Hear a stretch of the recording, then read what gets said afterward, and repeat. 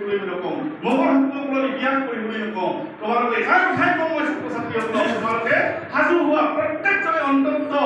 25 বছৰৰ ইতিহাস অসমৰ ইতিহাসৰ 50 বছৰৰ ইতিহাস জানি লোৱা আমাৰ ৰাভা আছাম ছাত্ৰৰ পৰিষদ কেনেকৈ সৃষ্টি হ'ল কাৰ নেতৃত্বত আন্দোলন হৈছিল আমাৰ বিটিসি বদলেন টেৰিটৰিয়াল কাউন্সিল কেনেকৈ সৃষ্টি হ'ল কাৰ নেতৃত্বত আন্দোলন কৰি সৃষ্টি হ'ল আপোনালোকে যাব আপোনালোকে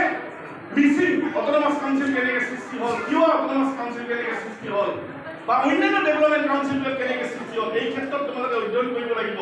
আৰু অধ্যয়ন কৰি তোমালোকে আমাৰ যিখন ভাৰতীয় সংবিধান আছে ভাৰতীয় সংবিধানৰ গণ্ডিৰ ভিতৰত প্ৰতিটো জনগোষ্ঠীয়ে কেনেকৈ স্বগোষ্ঠীৰ মানুহে স্বগোষ্ঠীক কেনেকৈ শাসন কৰিব পাৰে আৰু তেওঁলোকৰ উন্নতি কেনেকৈ আদায় কৰিব পাৰে চৰকাৰৰ পৰা চৰকাৰে নিদিয়ে চৰকাৰৰ পৰা ক্ষমতা কাঢ়ি ল'ব লাগিব আৰু কাঢ়ি লোৱাৰ কাৰণে আমাৰ ছাত্ৰ ছাত্ৰীসকল দক্ষ হ'ব লাগিব যোগ্য হ'ব লাগিব ইংৰাজী হিন্দী অসমীয়াৰ সলসলীয়াকে বক্তব্য দিব পৰা হ'ব লাগিব আমাৰ ছাত্ৰ ছাত্ৰীসকল আৰু সেইদিনে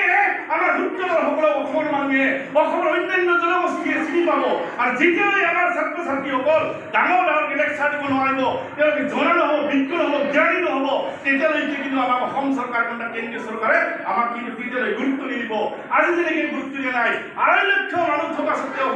খিলঞ্জীয়া সূত্ৰসকলক ডেভেলপমেণ্ট কাউন্সিল দিয়া নাই খিলঞ্জীয়া সূত্ৰসকলৰ কাৰণে কোনো আৰ্থিক পেকেজ দিয়া নাই কিন্তু অন্যান্য মদাহী জনগোষ্ঠী মাত্ৰ অসমৰ ভিতৰত 30,000 মানুহ আছে তেওঁলোকক কিন্তু আজি ডেভেলপমেণ্ট কাউন্সিল দিছে বাধ্য হৈছে তেওঁলোকক দিবলৈ কিন্তু আমাক দিয়া নাই কিয় দিয়া নাই আমাৰ হয়তো সেইমতে উপযুক্ত ঠাইত আমি বিষয়টো প্ৰস্তাৱটো উত্থাপন কৰিব পৰা নাই চৰকাৰৰ ওচৰত আমি শক্তিশালী ৰূপত প্ৰকাশ কৰিব পৰা নাই জাতিটোৰ নেতাসকল আমি সঠিকভাৱে আত্মপ্ৰকাশ কৰিব পৰা নাই তাৰ কাৰণে হয়তো আমাৰ উত্তৰৰ জনগোষ্ঠীক আজিও চৰকাৰে চিনি পোৱা নাই গতিকে আগন্তুক দিনত ছাত্ৰসকলৰ পৰা মই এটাই আশা কৰিম তোমালোকৰ মাজৰ পৰাই সেই উপেন্দ্ৰ ব্ৰহ্মৰ সৃষ্টি হওক তোমালোকৰ মাজৰ পৰাই টংকেশ্বৰ ৰাভাৰ সৃষ্টি হওক তোমালোকৰ মাজৰ পৰাই ৰমেশ পেগুৰ সৃষ্টি হওক তোমালোকৰ মাজৰ পৰাই হিমন্ত বিশ্বৰ সৃষ্টি হওক এনেকুৱা এজন নেতাজনে সৃষ্টি হ'ব আমাৰ উত্তৰৰ মাজৰ পৰা এই চৰকাৰে আমাক গুৰুত্ব দিব আৰু এইখিনিকে মই আশা কৰি মই চব বক্তব্য